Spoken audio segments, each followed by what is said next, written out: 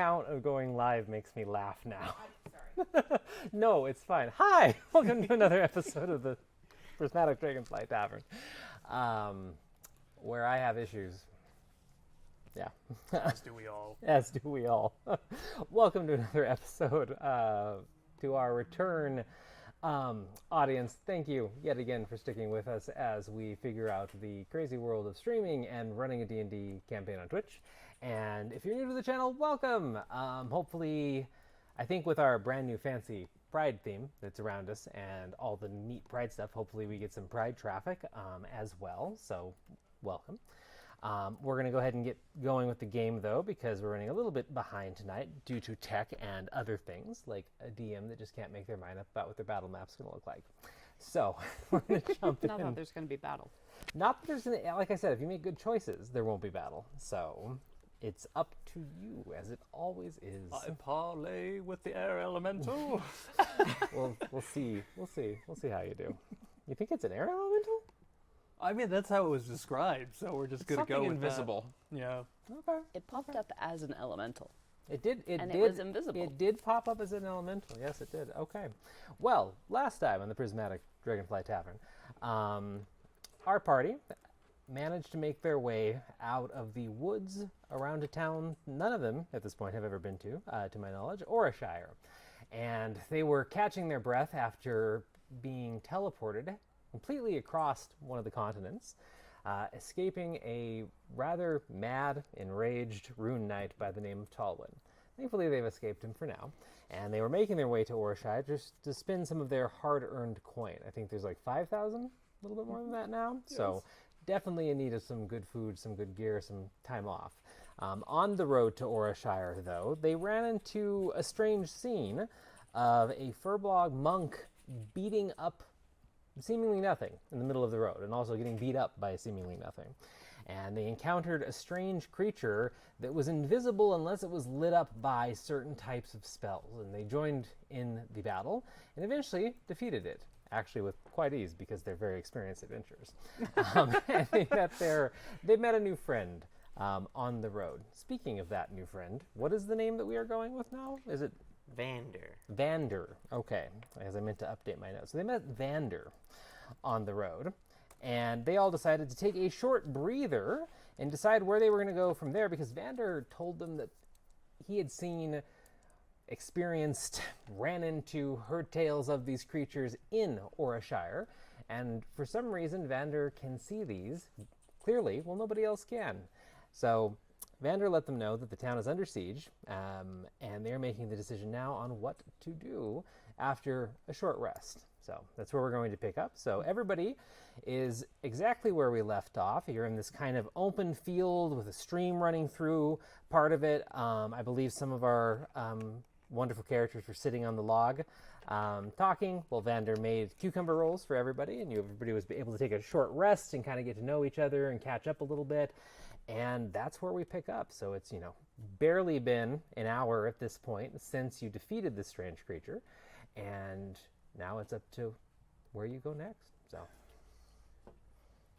The most importantly, has Vander let us know you go by Vander, or are you still Bob Jr.? Bob Jr. still. All right. I mean, we can, now that you picked a name, we can rewind and just, say that they said that. Fair enough. Okay, so. I'll go with that. Okay, so Vander is known as Vander. Bob Jr. I mean, it was perfectly legitimate. You know what? Can we punch it? All right. Yes, we Oh, no. Anyway. Date us Do you real know how quick. far it is to the village? We probably want to be walking there before it gets dark. You're only 2.7 miles outside of Orashire. It's still morning, right? Like we left. Yeah. the day. Yeah, it's Sonny not has even no idea how far it is. it's not even noon yet. Say what? Since Sonny has no idea how far away it is. Yeah. I would say maybe 10, 15-minute walk. So what is our plan exactly? Well, I don't think we can really have one until we see what is happening, but I agree. we're not... we don't know where anything else over here is. I think we have to at least see what is going on. We probably stealth in, assess the situation, and then find where these things are coming from and stop it. Solid, in my Yes. opinion. What a great plan. We can work out the finer details, I think, when we see what's going on. Yes, no, absolutely. I shall follow your leads. And besides, we do not know what is the other direction. I don't think any of us are from here.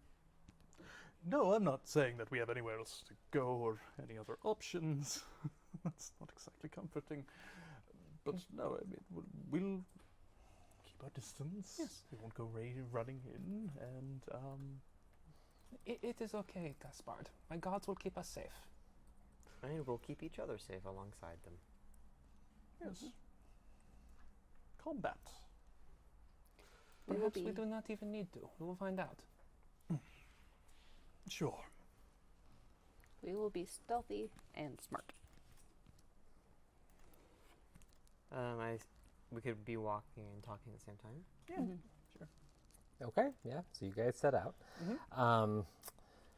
The estimate by Vandar might have been a bit. A bit planning for everybody being monks. Yes. Yes. Yeah. As you set out, Vandar kind of realizes, oh, I can't go at this pace I'm normally used to as a monk. So I have to slow down just a little bit. Context, I move 50 feet. Yes. Yeah, you're about twice as fast as the rest of us. Yeah. So it's going to take more like 35, 45 minutes to get to town. But you set out down the road, and it resumes the kind of quiet adventure background that you had until you ran into Vandar. So the countryside is rather peaceful. You see a decent amount of wildlife in the distance. You hear a decent amount of birds and insects, and it's just really alive, and it's kind of refreshing after dealing with the flooded farm and everything else that's kind of been gloom. So it feels very, very bright, very fresh. As you're making the way down the road, eventually in the distance you will see like the tall buildings in Orashire come into view. You'll start to see a little bit of the sparkle of the sea as well, because it is a portside town. And from the distance, like you're all going to see it about the same time, and it just looks like buildings. There's no smoke coming from it. There's no fire. There's, little small tiny plumes of white in the distance. It's probably coming from chimneys and stuff, but nothing out of the ordinary at this point. So are you guys just going to keep going as normal, like kind of beelining it to the front gate of the town that's on the road, or are you doing a different approach or anything else? The vision I saw was there is a building in there that these things were coming from. But it does not look like they are causing too much trouble here. Do you know what sort of building it was? A shack, kind of a hovel, sort of squeezed in. So small, be tough to find. Well, maybe they haven't come yet. Maybe this is a premonition. They were leaving the building. Though, it is good that the waters are here. That is good. I say we walk to the gate and then we sort of assess before we go any further. Mm-hmm. Oh, yes. Give me a moment. And remembering Hagver's advice, I go ahead and just disguise self to look like a regular human again. Oh, Okay. yeah. I should do that too. Okay, so disguise self, like what appearance you going for? Just like basic, like Basically, Sani's just reverting to what she looked like before her pack started transforming her. So, red Okay. hair, freckles. okay. So yeah, just hand passes over, and immediately it's the same shimmer that everybody's used to, at least with your magic. And yeah, you have it cast and look completely different now. What about you, Vander? I just shrank 3 feet. So you shrink 3 feet, but you're still a furbog. Still a furbog. Furbogs are crazy big. I know That's they're crazy. huge, but okay, you're just shrinking down, less intimidating. Okay. Just look like someone at a carnival with face paint. Like, Small purple.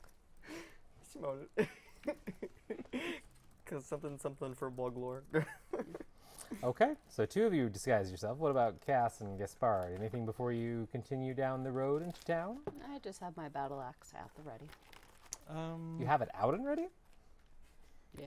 Okay, just kind of carrying it? Like, okay, Just brandishing like it? idly over the shoulder, or Yeah, like not looking like, if we walk in and things are pretty fine because we're maybe a little ahead of this attack or something, no one's going to be like, this person is here to destroy the town.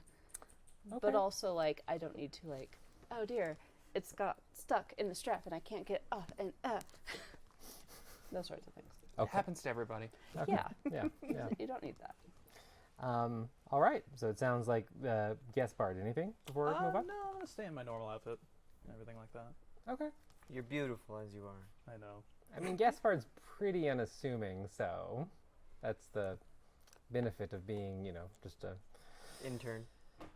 I wasn't going to say that word. I was going real to say, fast. I'm a man of the town. Very, I don't know, just not intern. So, you okay over there, Vander? So you continue on towards town. I also have to say, if you have looked at the stream, oh my god, I love this rainbow theme because Pride Month. Really? And I just literally changed to my tab for a second to look at it, and just everybody looks amazing on the stream. It's like the rainbows bring out the best in everything. All right, so eventually you reach the gates of Orashire. So it looks at some point if the trade routes out here were much larger than they are now, because there's actually a set of 4 gates, and everything except the middle gate is closed up and kind of boarded up at this point, and it looks like there are very faint remnants of roads that used to branch out in different directions. This path is still very well traveled. The gates are open, though, and you see guards standing on the inside of the city. They're wearing really bright orange interlaced with a bit of silver and gold, and one's leaning up against the side of the gate. He has long flowing black hair and looks like he's yawning and is tired, and the other one's wearing a full suit with a helmet and is also leaning on the other side. And you see people flowing through the streets inside. Orashire is a city of probably around 2,500 people, not the largest that you've been to, very mid-sized, and it's a port town. So yeah, you guys get to the gates and you actually see signs of life in there, and it seems like people are bustling about. So it doesn't seem like there's been an attack yet. Not yet. Not yet, or at least there's not an active attack going on right now. You don't hear any cries of distress, beyond that of children playing and screaming and maybe a baby in the distance, but it just seems like a pretty normal town for the moment. Okay. So your quip earlier about it being a premonition might not be so far off. Or maybe it was all bullshit and we're all fine. Well, one of them was trying to kill Vander. I was about to say. Let me have this.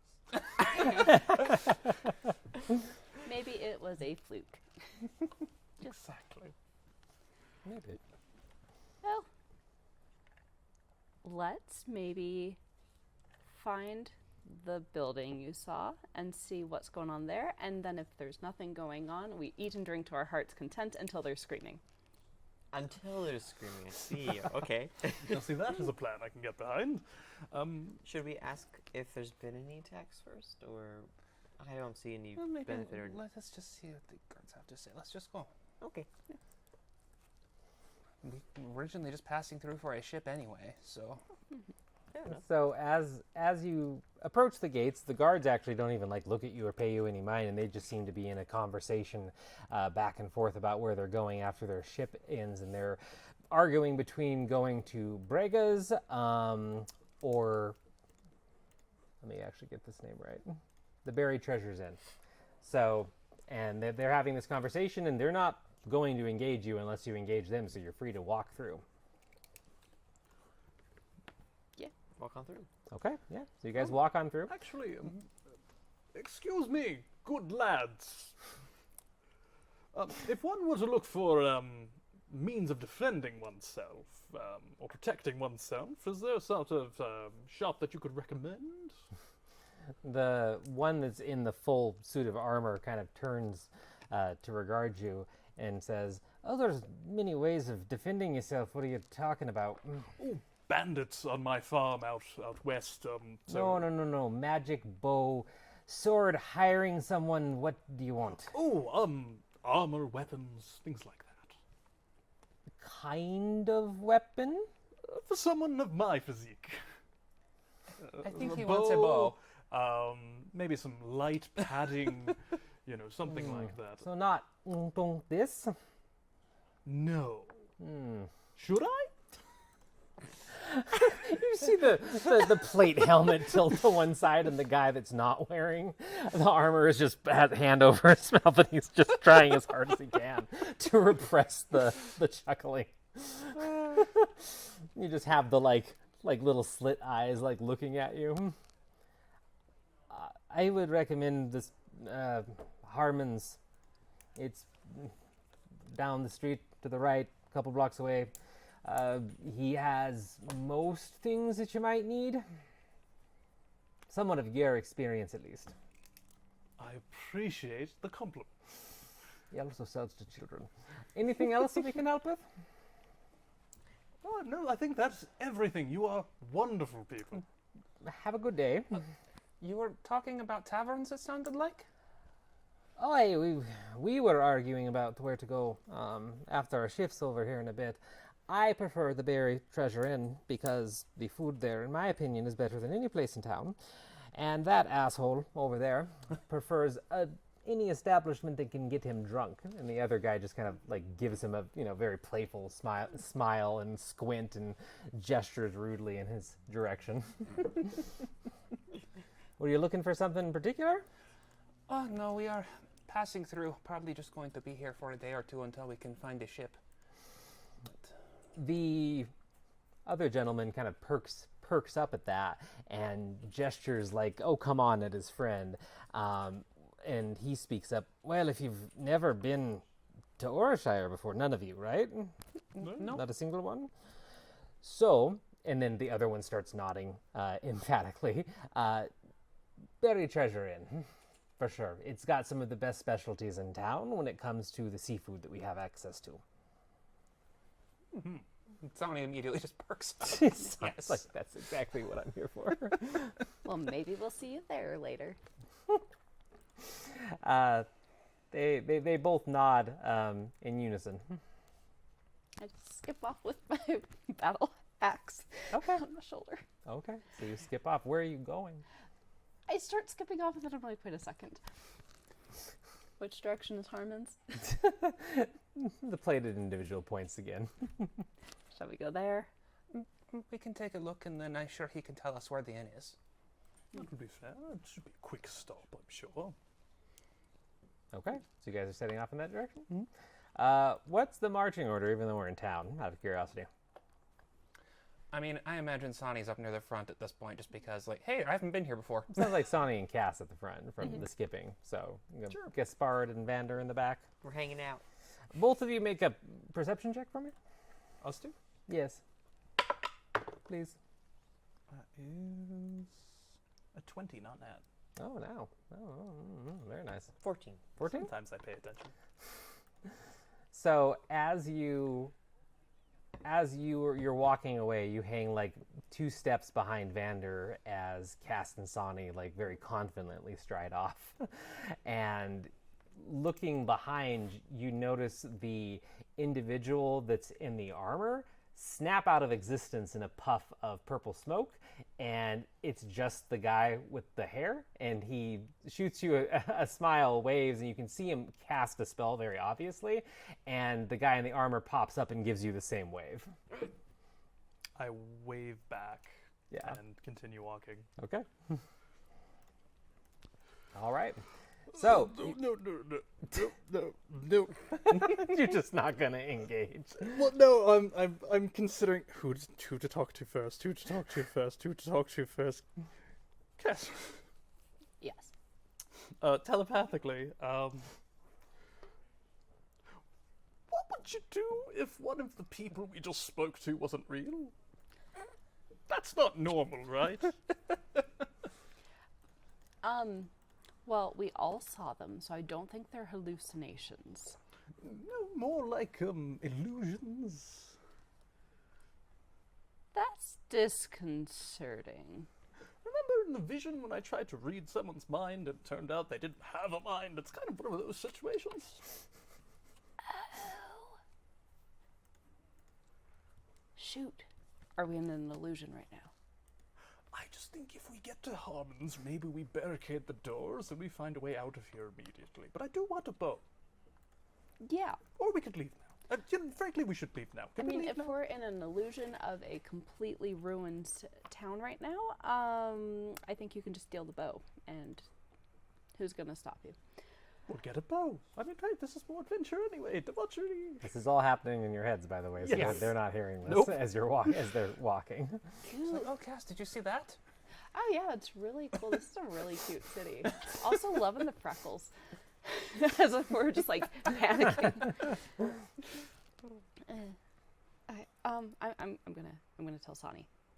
So we have a plan. So if we just Tell Sonny. oh, that's good. Yeah, don't say it out loud Yeah. in case they're watching. Sonny, holy shit, the man with the full plate armor is not real. I'm just imagining like she just kind of like stops mid-step for a second and like has to catch herself. Like, what? He's an illusion, he's not real. The other guy winks at me and I think he knows that I know that. And now because he knows that I know that, he knows that I know he's going to kill us and now we don't know. I wish I didn't know. If he wanted to kill you, he already had a weapon. That's true. I've not made myself clear as a threat. So to Harmons? Let us see if we can figure out what's going on here. Sure. So I take it, Gaspard has told you their theory. Yes. Yes. Yeah, we were thinking that might be good to examine the locking mechanisms on the door of the shop. Maybe. That seems like it could get us in trouble. Lander, you on the road, you saw that thing just fine, right? The thing we fought? Yes. Yes. Maybe if you see anything else that is strange, just say something. Make sure we see it too. You haven't noticed anything with the same sort of like aura that thing had. Nothing seems out of normal so far. Cool. Ooh. I have things I can do. I'm going to use my divine sense to detect good and evil. So until the end of my next turn or whatever, you can sense anything affected by the Hallow spell or know the location of any celestial fiend undead within 60 feet that is not behind total cover. I'm thinking that you've covered 60 feet since you left the gate. You can turn it on if you want. It is only going to last 6 seconds because it's based on a turn. Do you want to use it? I'll give you an impression at least. Yeah, in case it's like, oh, the entire town is actually overrun. Totally. Okay. So yeah, you just kind of tap into that divine sense and kind of stop for a moment on the cobblestone as a few people are passing around you all, and you just reach out and nothing. Everything feels normal. Yeah. My gods have not said anything to me yet. If it was something that they were particularly concerned about, they would say something usually. Yeah, I'm not detecting anything particularly concerning or helpful. I think we should be cautious, but maybe we are not in immediate danger. Aren't we always? It's usually not that immediate. All right, to Harmons then. We'll just operate on the fact that we don't know anything. Just keep our eyes open. All right. So you continue walking through the city, and it definitely seems like there might be some sort of festival or something going on. Nothing major, but the amount of food aromas that you smell in the air is very strong, very fresh, especially baked goods. And just walking down this street that you've turned on that'll lead you to Harmons, you're all kind of hit in the face with a wave of like fresh bread, probably some kind of smoked meat, and then something really sweet as well. So especially for those of you that haven't eaten like a full meal in some time. Yeah, I think if Gaspard has any of the gold, he's just like, as he's stopping by, he's just like, these, and just like arms. Not full, but like too many things for him to actually finish. Well, because of that, on that street, there are 2 vendors, and one just seems to be selling a variety of fresh breads, an elven lady, and the other one is a dwarf that has really dark squares of something or another spread out on a small wagon, and it smells like the sweetness is coming from there. So if you did want to buy any food from either of them, you can. So Yeah, 100%. are you going to buy anything? Are you just going to like run up and like random selection or like Random selection. Random selection. This is eating with your eyes, comfort food. Okay. Well, He's really hungry. you can get 2 loaves of bread, and then half a pound of quote unquote candy, and it's going to be 10 silver pieces. Why quote unquote candy? Well, he doesn't know what type it is, Oh, but it's okay. just little sticky squares of something like toffee, but they're like different shades. So, How much silver? just 10 silver for the whole thing. I actually need to know how much money Gaspard had before You all do, of this. yeah, you guys. I think this is the first time anyone spent money. I mean, we did kind of start in a weird situation. You did. No, and this And is actually, I this still need is- to add this that is we great. each have like 1,000 gold right now. Yeah. So yeah, you can easily get some food from those 2 vendors. So mark the 10 silver. You have 2 loaves of fresh bread, 10 pieces of candy, and you see other people shopping at these as well. And then in the distance, you see a very beat up building. It looks like the outside of the stone that makes up Harmons is like weapons have chipped at it over the years, or it's been eroded by water or something else. The door is open. You can see the faint glow of a forge from the inside, though, and there's a small sign, which is just a long sword with his name roughly scrawled in it, swinging above the door. Did not know there were going to be another festival so soon. Stay away from- I was going to say, maybe we should be careful with some of the drinks after last time. I was going to say, yes, anything Yeah. carbonated. We should, yes, not drink anything carbonated, and we should diversify where we eat from so we don't all get mass poisoned again. What? Oh, Yes, you were not here for that. Yes, I'm glad Vander said something. We will catch you up when we have something to drink, okay? Assuming we all, don't get poisoned. Yeah. Well, if it happens again, he will know what is going on. Maybe I should just cook for you all from now on. While I'm with you. Possibly. So you guys continuing in after you grab some food. Is anybody else going to grab food or do anything just on this particular street before going in? I'm picking from his stuff. Your what? I'm gonna pick at your bread. Um, With permission. reluctantly. This is really good. I think less than trying to get at any of the stalls, I'm just trying to figure out, like, what is this festival for? What is going on here? Yeah, I mean, so far there hasn't been like, there's no songs, there's no banners, there's no like generic theme. It just feels like there's a lot of fresh food and people out. Almost like a market or harvest day kind of Yeah, thing. Market Harvest Day definitely isn't like the Circlet of Heroes Festival or like some big holiday or something like that. But it's about 11:30, probably almost noon at this point. It's a bright, sunny day with seaside air rolling in, and it is probably one of the like first days of what would be considered summer in Okay. Cora. So just people are out, people are selling lots of food. Maybe it's tied to something, but not a festival. You're pretty sure. So Okay. yeah. what do the people look like? What are the composition of the population So. in percentages? Oh, we're gonna go there. Okay. But Ryan isn't playing right now, Julian. I didn't think that I was going to have to field that question. So, But generally, who are we seeing? Is it like mostly humans? Or obviously. No, Orashire definitely has a wide variety because it is a port town, but the main thing that you're going to see is Genasi. So, kind of just mixed in with everybody, but this is probably one of the only places in the world that you're going to see more than just one of them. So walking through the streets, you've seen probably every element of Genasi that that you're aware of, at least maybe one or two that you didn't think of or that you weren't personally aware of. You haven't seen any elves, you haven't seen any gnomes, you haven't seen any halflings. It definitely seems like humans, Genasi, and actually some Luxodon too, so the elephant-like creatures. But I mean, you've seen at least one dwarf. That was the one with the cart, but yeah, so little of a different mix than you're used to. Most people are dressed in. It's very hard to gauge the wealth of the town or the wealth of the individuals because everybody's wearing very bright colors. So nobody's wearing anything tattered, brown, gray, black. Everything is a mix of bright colors, especially oranges and yellows. Silver and gold are kind of mixed into everything, even if it's dull and not shiny. But yeah, you haven't really seen anybody just wearing what you would consider like commoners to wear in like a poorer section of a town. And it feels like everybody is just dressed vibrantly, starting with the guards at the gate. So, This is an interesting place. Yes. No, I didn't expect to blend in so easily.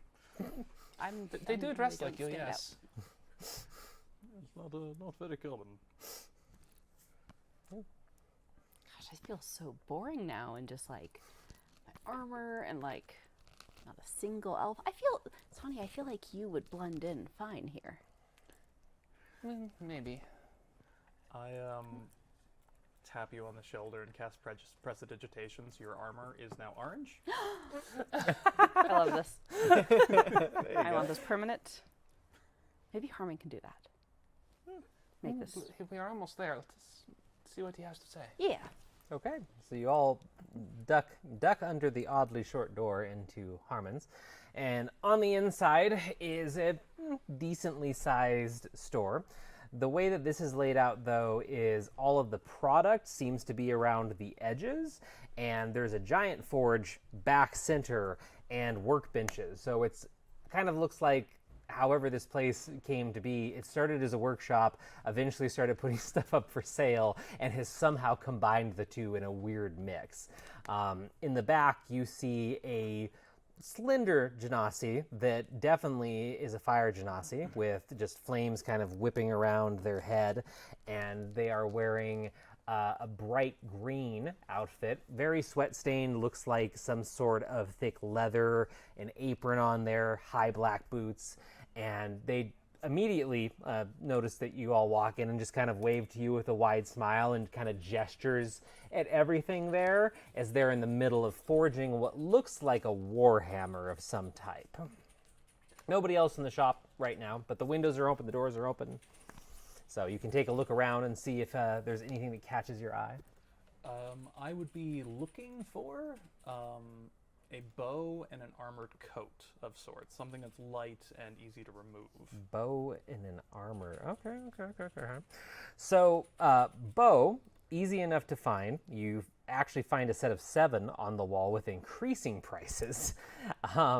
There's 3 longbows and crossbows.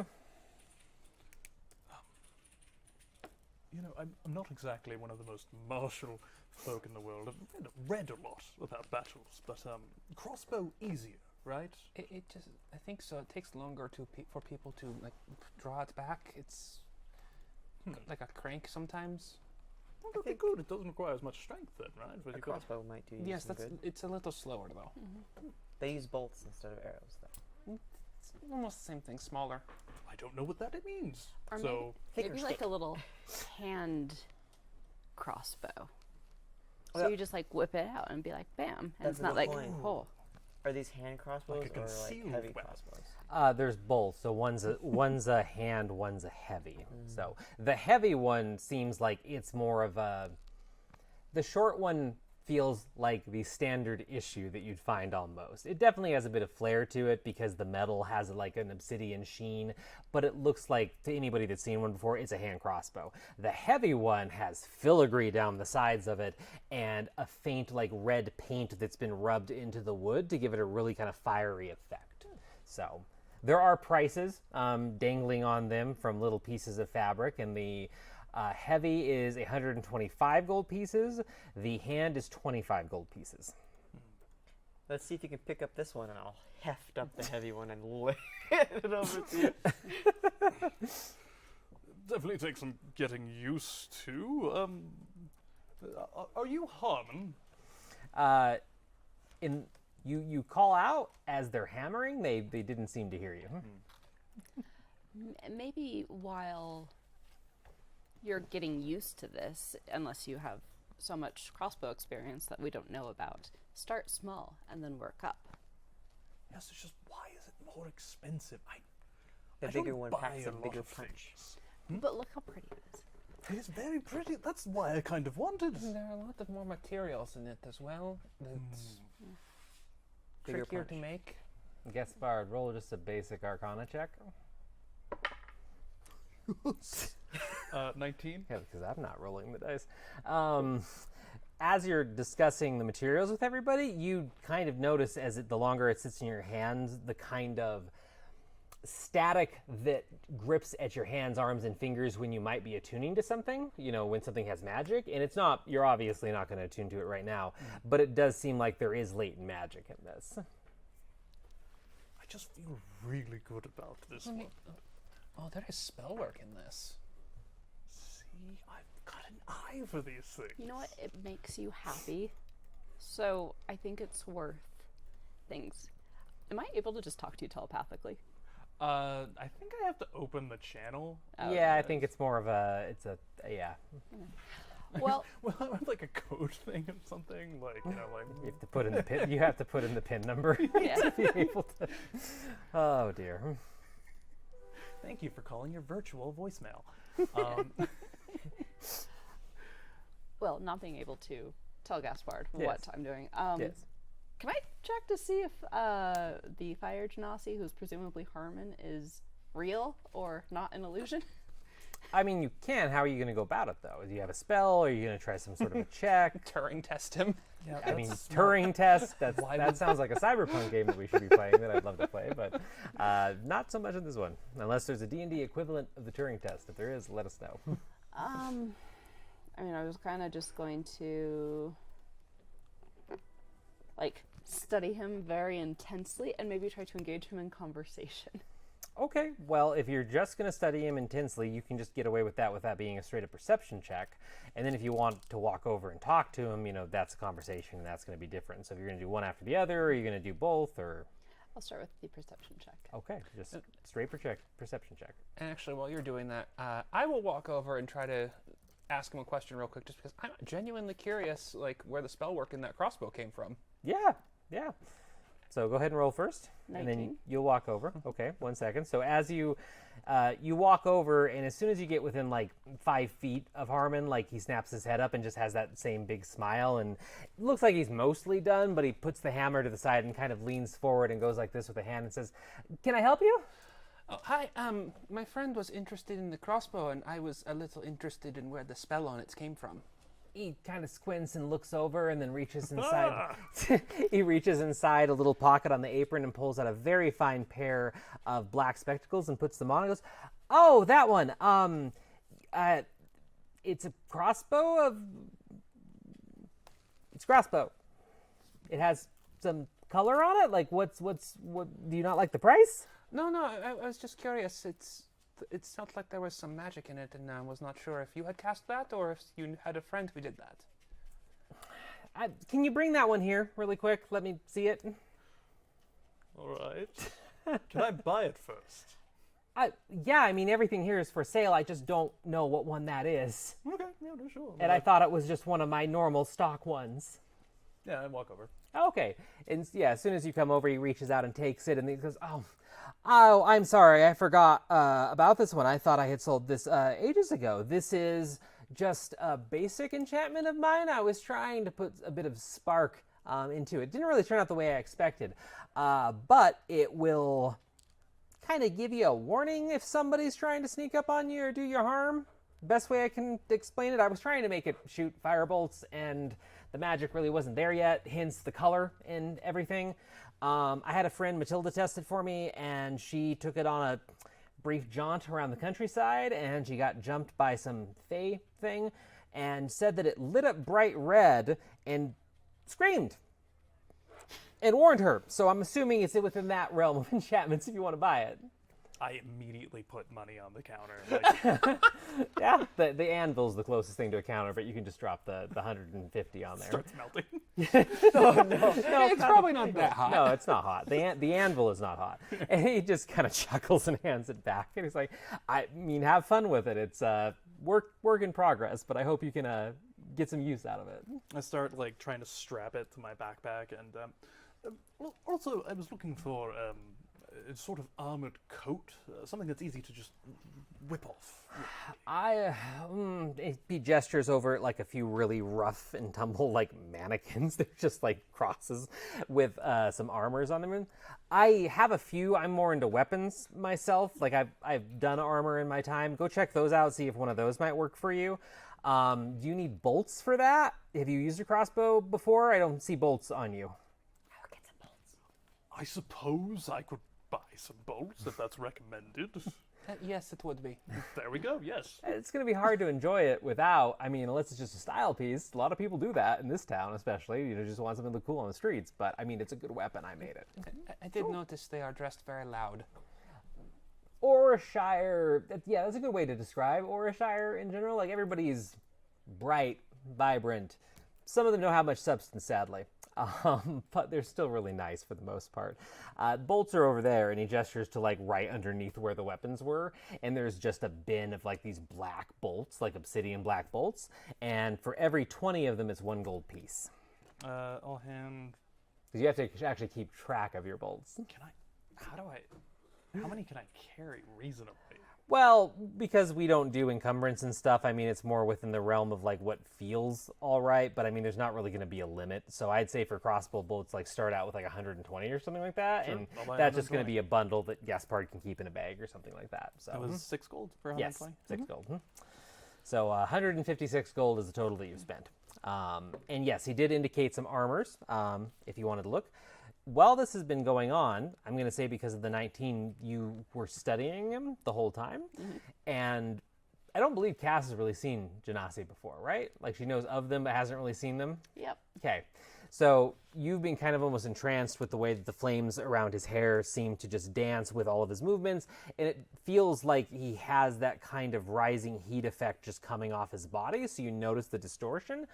But beyond that, you know, everything with him, he seems like he's connected to reality. He doesn't seem like he's phasing through things. He doesn't seem to have an aura about him that doesn't line up with what he's presenting right now. So, like, as you're just standing back there kind of, like, watching, you're not picking up anything right now. And I imagine just standing closer, having the conversations where I'm like, yeah, if he's supposed to be hot, it probably feels a little warmer over here. And it does for sure. Like, it definitely isn't anything that, you know, So the anvil is just an anvil. It's not going to be hot. The forge nearby is throwing off a significant amount of heat. But just being next to him, yeah, there's a faint radiative heat that you can feel. It's nothing bad like that or anything. But You mentioned your friend was attacked by a fae thing. When was this, and what was the fae thing? oh, I mean, Matilda did that like 2 months ago. It had a really funny name, and I've never heard of it before. And I thought it would stick around because of the funny. It was a flump, I think, is what they're called. Looks like a bowl of noodles and sparkles, and it's apparently incredibly deadly from what she said. So it's one of the things you do not want to run into. Thankfully, she's really smart and really crafty, and I think she killed it actually and brought something back that she was going to use to make a cloak or something like that. But yeah, like 2 months ago. Oh, does she enchant things, or? I mean, I think that's more of a hobby of hers. She runs a very, very small business, and she really likes making scrolls and wands and like empowering the common people with magic. And I think she was going to try and use it for some kind of a scroll. I thought she said cloak though, so she might be branching out into clothing. Would she be okay with you sending her a referral, perhaps? Oh, I mean, yeah, we all do that in town, but especially me and Matilda. She's about half a mile down, a little bit closer to the docks. You cannot miss her house, though. It's about a quarter size of what I have here, but it is the loudest place in town, and I love it. So you go that way, you'll know the shop when you see it. Thank you. Yeah, of course. And then you're gonna go look at the... Yeah, what is the most, like, flamboyant coat that's here? Oh my I mean, God. assuming there's any, like, degree of change. No, there is. I mean, most of his stuff, even the standard hand crossbow, is a bit more flair than you'd get in most cities. Even if it is just more of like the obsidian black, it's shiny. It has that extra oomph to it, kind of thing. Gaspard is never replacing any of this gear. No, I the think rest I of the think he's campaign. I think he's gonna just be wearing this for the rest of his. Rest of It his comes off, but it stays on the person. Yes. So you walk over, and there are 4 pieces of armor on these weird, like, kind of makeshift, like, I'm trying to show the armor off thing. And it looks like, one of them is obviously full plate. There's 2 chain, and there's one that looks like it's, I don't want to say it's scales. It looks more like leaves. It looks like metal leaves hanging off chainmail. Very intricately designed, and the colors are like a blue to a purple, like anodized metal on there. And it's kind of like, it looks like it was probably meant for someone Vander's actual size, because it's like a really long, like, chain undershirt, or at least that's how you read it. Is it seems like this, it's got all this decorations, but this is kind of the thing that somebody would wear under something. But it does have like clasps on the front with slightly larger sleeves, and it is long sleeve, and it would probably go down to like your knees. Yeah, I immediately like take it off and like put it on over my clothing and just like, what do you think? You look cute. It's a fantastic color. Are you able to move? I'm not gonna lie, this is all very heavy combined, but like, I mean, it's pretty good. I mean, I can see why people, yeah, I could do some damage in this. I mean, I love the color scheme. Frankly, I wasn't expecting this kind of flair this far away from civilization, but yes, how much for this? Hey, he looks Still, over. like, showing it Thankfully, he hasn't taken the spectacles off, and he just like he has the expression of, "Oh, well, that's a choice." He says, "Oh, that one, 300. I think there should be a tag on it. It might have fallen off, but 300." Yes, and I start fishing it out, and I give 300. Okay, yeah, he happily swipes it up. While we're on the topic of armor, that may be Matilda's the person to talk to. My armor is not normally this orange, but I'm kind of digging it. Could you make my armor orange? Oh, you want to anodate? You want to change the color? Easy, easy. So that exact orange, like monotone, or did you want like multicolor? Oh my god, if you could make it multicolored. Oh, anodizing that's really easy. Just tell me the colors, tell me the breakdown. I could have it done in a day. Okay, like a autumn forest with the leaves? You want oranges, you want browns, probably a bit of shimmer in there as well. What about like highlights? A lot of people like to highlight the belt and just some of the joints. Like you could toss a silver in there, maybe a black, especially if it's one of the shiny blacks. Maybe a shiny black. I'd say skip the brown. Go with red. Red, like orange? Yellow, orange, red. Okay. Yellow, orange, red? Yeah. Okay. I got it. And he gestures at one of the workbenches nearby, and it looks like there's almost a queue of things on the table. And he says, if you want to dump everything there, I can have it ready for you bright and early tomorrow morning, and it would cost 75 gold pieces. Done. Okay. So you'll have to not be getting the AC bonus from the armor for this time, but you can take it off and pay him. I'll switch to my leather armor. And for your armor, it is technically a chain shirt, but it's got unique stats. So it's 14 armor class. You gain a flat +1 bonus to AC, like additional AC than what's calculated with this armor.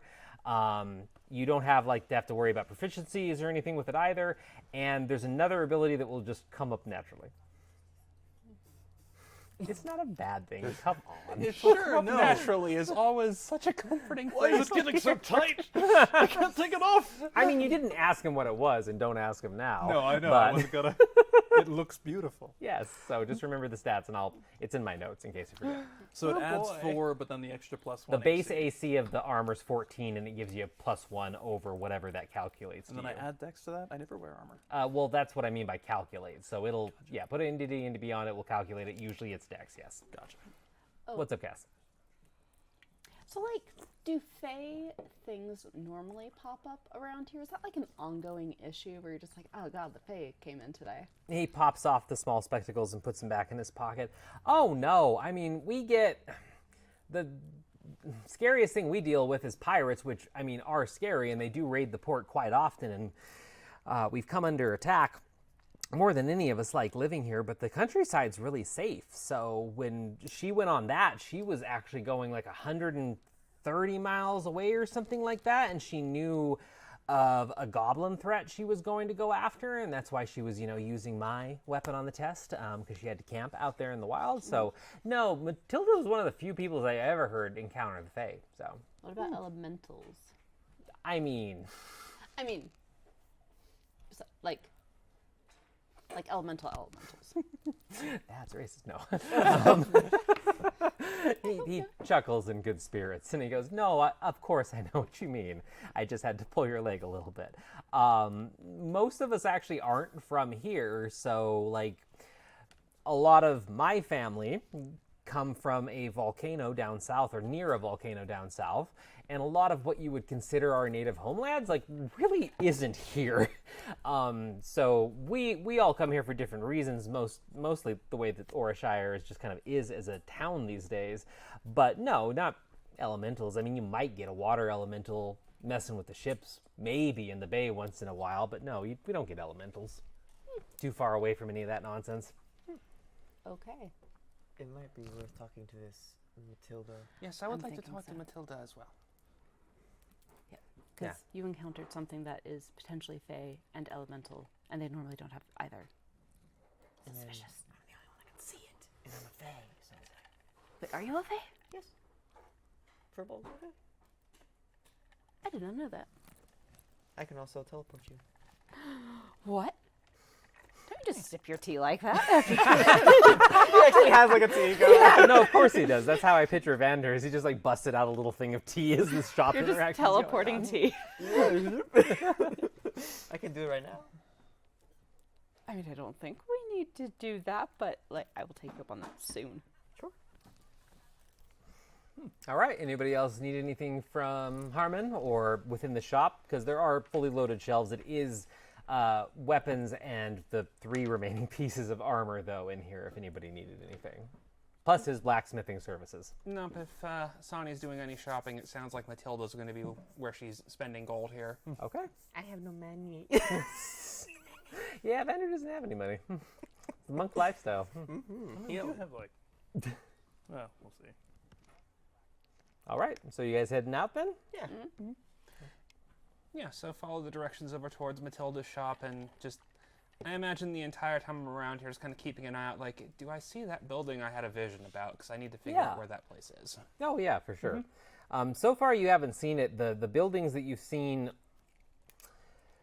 in your vision, this one was, as Sonny said, very tight, very crammed, and very, like, dilapidated. And so far, even, Vander's shop looks like people were practicing with the weapons he sold them on the outside of his shop. But it's not old and dilapidated or anything. So but you're keeping an eye out for sure. So you set off towards the port proper, and you start going down a pretty steep incline as you're making it towards the port. But you start seeing more and more of those street vendors, and you're seeing like 3 on either side on this path that you're going down, and you smell the seafood that you were really smelling. And each one of these is selling a different type of seafood. The one at the end is cold, and then all the other ones are varieties of grilled. There's one with sandwiches, and it's just pretty much like it is a seafood smorgasbord walking down this like big path towards the port. Oh, this smells a lot like home. Well, Gaspar then seems must to be be having delicious. problems. I'm legitimately hungry right now. Oh, let me describe this food a little bit more in detail. Second you said sandwiches, I was like, oh, I could go for a sandwich. I feel like I had a good day to link that meme to. Yeah. Okay, so you guys heading past the vendors, keep going? For now, yeah. Just Okay. like, oh, I'm going to have to eat something very soon. Okay. I hand you a loaf of bread. Did I not make enough cucumber rolls? Oh, this is just, this all smells very good. Fair enough. All right, so eventually you reach what would be considered the port, and you can kind of tell that you're there just because the buildings all stop suddenly, and you see how it like blossoms into a spider web of docks, and there are like small buildings, here and there that are probably support structures, but you're at the port, and kind of like looking from side to side at like the buildings that kind of wrap out in this weird kind of like square-ish. Like it's not a crescent. It's very like man-made probably over time, and it wasn't planned very well. But off to the left, each one of you catches sight of a almost glowing aqua blue house that looks like a child's house that is literally like tucked between two larger ones, and it's like pulsing with glows. That is eye-searing. It is very offensive to your retinas. I mean, it is one way to have people remember your store. Yes, I mean, it does rather say, yes, I am magic, please look at me. Well, shall we? Yes, I do still want to see what she actually has for sale. If we are inside the house, we cannot see the outside of it. I mean, that is true. So you guys just going to head on over then? Mm-hmm. Okay. So when you get within like 30 feet of the building, you already thought it was offensive at this point, but no, it can be more offensive because you seem to pass through some invisible barrier that doesn't, of course, set off any of your warning senses or anything like that, but you seem to pass some invisible barrier, and all of a sudden there's small little like non-violent fireworks popping around the entrance to Matilda's, and a giant banner just kind of splays out like if it was hanging from the peak of the small roof, like it just drops down and it goes Matilda's Emporium with like bright arrows pointing inside. Sorry, you may have made the greatest choice any of us have ever made since I met you. Oh, you don't see this in I have treetop. certainly made a decision, yes. Oh my. Well, opening the door, someone has a lot of magic here, so we'll just see if this is actually useful. Okay. All right. So you step through the door, and you have that. Each one of you, in your own unique way, has that really brief turn of your tummy, just very slight, of being teleported. But you know it wasn't like a full teleport or anything, but you know something's messing with like your spatial awareness.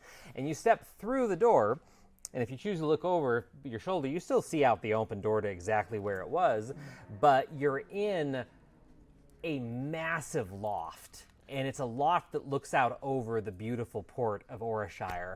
And it feels like you're definitely like in a different part of the port all of a sudden. And there are huge glass bay windows overlooking it. And the entire place is lit up with different colors of glowing vines, just kind of dangling from the ceiling.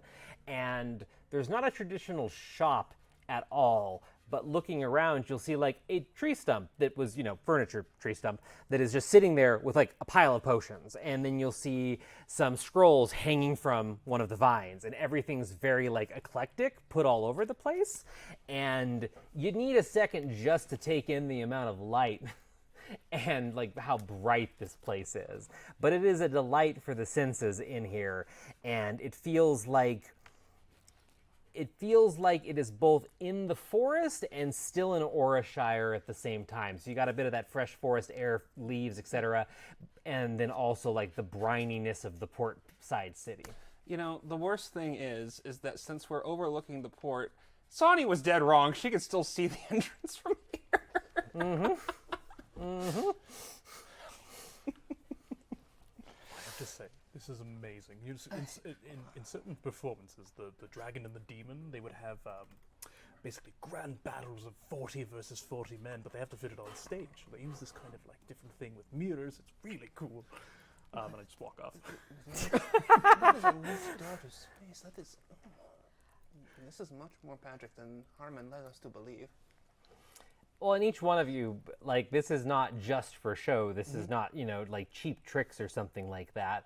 It is definitely thrumming with just the raw power of Arcana in here. Very controlled, very maintained, very just elegant in whatever way it's constructed. Magnificent would be a good word for it. So there is a lot of different things, but you see potion scrolls, wands, rods, and it looks like definitely a lot of this is meant for the more common person because it is you see basic healing potions, you see potions of basic cantrips, you see scrolls and rods of charged items that have like prestidigitation on them. In fact, one of the main things that you see when you walk in is there is like a display of like a twisted tree, and it has all these little pairs of bright white gloves hanging off it. And they're called snap gloves, and it has like a little sign on top of it and it just says snap gloves, everything done on a snap. And y'all kind of get that they're probably just single charge prestidigitation gloves. That's cute. And there's a lot of items like that all around. So you're not the only ones in here too. There is a handful of people shopping and just kind of walking around, and you see what looks to be a mom and like 2 teenage boys, elves, and they're walking over in one corner and they have a pile of the gloves in hand and they're smiling and they're talking, and it looks like they're choosing between some rods of some common cantrips. So There's a lot more magic in this town than I expected.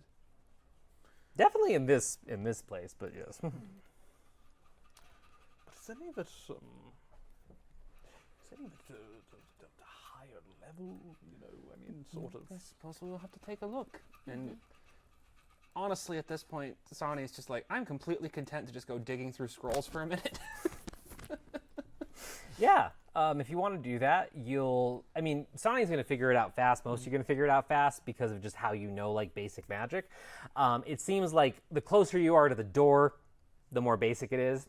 And a large swath of the shop, like 3/4, is probably cantrips to first level spells, and the more commonly accessible ones to everybody.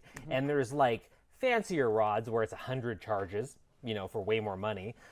There's a bunch of items that you don't recognize that you can, you know, purchase or look at, but like beyond the snap gloves, there are a case of weird glowing earrings. There is a case of, not a case per se because this is all hapdash, but there's a bunch of earrings on one display, and there's a bunch of spoons on another, and then there's a selection of stopwatches. I feel like I've been in this store. And there's people milling about, so if there's anything that you want to look for, feel free. Can I look at the spoons? Say what? I'll look at the spoons. Yeah, you can go over and look at the spoons. So the spoons range in size. So the thing about them, they're like, there's these different planks that look like they could be signposts kind of thing, and they're all like up hanging from one of the vines. And it starts at the bottom with really tiny spoons that are like kind of rainbow metal, and then they just go up in size until you get bigger and bigger and bigger and bigger and bigger until like a hill giant could probably hold one of them. They're all in the same kind of weird iridescent, almost rainbow color though, and they have flickering inscriptions on the handle, so it looks like it wants to be runes, but it's currently not manifesting into like whatever it's supposed to be. Is there any like sort of description?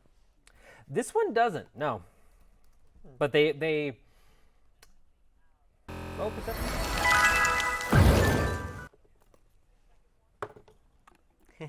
6. 6. So what you're noticing is you are seeing people pick stuff up and put it back down. And the vibe that you're getting here is Vander is just, you know, one of like non-typical stingy shopkeeps kind of thing. So you think that exploration is perhaps, you know, encouraged to a small degree. I'll grab a spoon. Okay. Tell me which one. Like, are you trying to grab like the size that would normally work for, you know, your full size self, or are you going to go for like an oddity, like a small one or big one, something like that? I'll go with one that it would fit in my normal hand. Okay. So one that is bigger than my current hand. Okay, so just a bit bigger. Okay. Cool. So you pick it up, and the flickering runes start to settle, and it goes almost like chunk, chunk, chunk, chunk, and it just glows a very faint orange, and then fades away, and there's no more runes on it, and you're just kind of standing holding the spoon. Definitely feels like there's some magic in it. I mean, one would expect it in this store. Yeah, you think so? I'm gonna go over to Sonny. Do you know what the spoon does? No, I cannot say I know anything about spoon magic, sorry. There's the quote of the night. I don't know anything about spoon magic. There is no spoon magic. As you're standing next to Sonny asking that, though, you hear a rustling above you, and then a bright voice call out down to you. It heats and cools things. Oh, that actually does sound a little useful. And if you look up, you see a very bright. So, what you see above you is an elf that has aqua blue hair to match the like kind of outside of the store. She is wearing very leaf-like, not armor, but leaf-like clothing that is different shades of blues and greens, very nature-looking. And she immediately clocks as an elf because of the ears and the face structure and everything. But you, especially, actually, you're the only one that wouldn't clock her as an elf. You know it's an Eladrin. And the Fey magic is radiating off this Eladrin. So to the rest of you, it would look like an elf. Over the next like 60 seconds or so, you're going to notice that this individual is even more beautiful than any elf that you've seen, radiates an odd kind of magic aura, and there's just something off about her. But she's hanging upside down from a set of branches, and she's wearing a set of white breeches, really bright pink boots, a kind of blouse with a leaf-like shawl on it, and she's just hanging upside down, smiling down at Vander. And she says, I'm sorry, I usually have like bowls put out so you can try, but you stir clockwise for hot, counterclockwise for cold, so it's nice to keep with you. That's cute. Yeah, I like it. They're really popular. It saves people when they can't make a fire and stuff like that. Oh, are you Matilda? I am. Oh, yes. Harmon told us about your shop when we were visiting him. Oh, he's winning the bet so far. Bet? He's sending me more people, and I've sent his way so far. Hold on. And she snaps out of existence in a puff, and actually very similar to the puff that you saw at the front gate. Same kind of like weird like purple magic. And then she just appears like between the two of you. And how can I help? Oh, I didn't have anything specific. I was just looking at the scroll work. Oh, well, if you have any questions, ask. Harmon loves sending people my way. I love sending people his way. They tend to find him first. Though, I don't have the best storefront space, but... I mean, your store's great. Oh, It's thank hard you. to miss. That was on purpose. I couldn't get anyone to really lease me a nice spot, so I had to do the whole trick. So I've had this place forever, but nobody ever comes here because it's on the 5th floor of a really shitty building. So I had to connect the two. And, you know, the brightness brings people in. Hopefully I move to a better spot in the future. But I've made a bit of a name for myself, so. So I see. I'm looking for things that I could study as a ritual. I mean, most of my stuff is pre-made on purpose. I'm sorry. Actually, if you go, and she kind of points over her shoulder into like right next to the bay windows, and you see that there's these really thick bushes that have flowers sprouting from them, bright pink flowers from green bushes, and there seems to be like smaller scrolls hanging off them. Those might be more your speed depending on your training. They're still pre-made, but you could study them instead of using the charges if you wanted. Well, that is ideal, yes. Yeah, definitely take a look. I try and have them for the more experienced adventurer. They don't usually aren't my clientele, but I get bored with, you know, enchanting prestidigitation a million times a day. So. Oh, of course. Do you have anything in particular over there? I have an oddity of collections over there. Is there something like a school that you're looking for, or maybe something more, you know, narrow it down for me? I mean, really, just about anything is fine. I just pulled the book. I was like, I have a lot of pages to fill. You do, yeah. I mean, honestly, just go through and you're going to see a lot of stuff that you don't have then. I mean, I know over there, look for the iridescent scrolls. There's at least 2 that I have in stock right now that are like my, you know, big flashy items if someone famous happens to walk in. And I know that I have one of a storm spell over there. And then I'm pretty sure that I have oh God, what's the name of it? No, maybe it's both. I have a storm spell and a wind spell, and then I think I have some other kind of... It's something flashy. I never really get to show them off at this point, but you look for the iridescent kind of like diamond-like scroll cases. It's mostly for show, but those are the good ones. Thank you. Yeah, of course. Anything to see through illusion or to see through invisibility or something like that? I don't know that's a difficult task. Oh, I mean, it can be, depending on the source of it. I mean, it could be somebody that's just really good at playing hide and seek, or it could be somebody with multiple layers of magic. I mean, what you're probably talking about is true seeing, and I can cast that myself once a day with some reagents, and it's one of the most taxing spells that I can do. So that one I don't have in scroll form, and I actually don't know I could even get that one get it down into a scroll really easily. You might want to dispel magic, maybe. That's a more common one. I sell a lot of those. Yes, dispel magic. We could get some featherfall and cure wounds. Oh, featherfall's popular, especially with the kids. See? Let's go cliff jumping. I mean, it's the actual spell, but I mean, just, if you want, just make sure you get a lot of charges with it. See? We'll get a lot But of we have, if you want to make sure that, like, nobody's creeping about and you're not dealing with, really scary things or really experienced people like myself, dispel magic is going to be, the main thing that you want to do. There's a whole display over in the corner. Don't judge me for my branding, please. And she just gestures over by by some of the vines, and you see something glowing like pink behind it, pink and blue. bread. Okay, I walk over. Okay.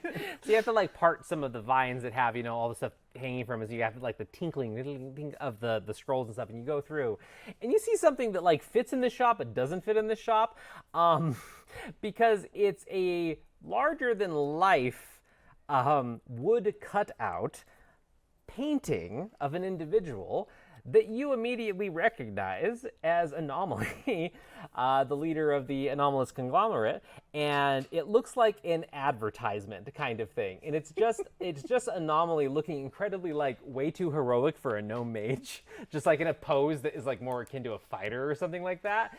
And there's little pegs driven into the cutout, and you have these wands hanging off them that have the tag Dispel Magic, and it says the Anomaly Special. Oh my goodness. Isn't that ironic? Dispelling magic, ending magic. Never mind. She pops up right next to you as you say that, and just like a of the really sparkly magic. Don't you know about her?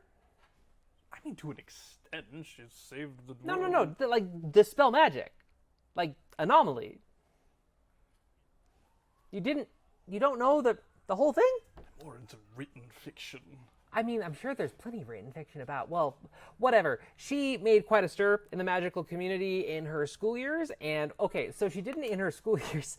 She wrote a lot of her papers about the usefulness of this spell, and, it's low level. Like, it can be handy. You can be really clever with it, but most people kind of write it off as just a, it's low level. It's not a big thing. So she wrote a bunch of papers. She was pretty much, laughed at anytime the papers came up. And nobody really ever paid attention to Dispel Magic on the level that they do now.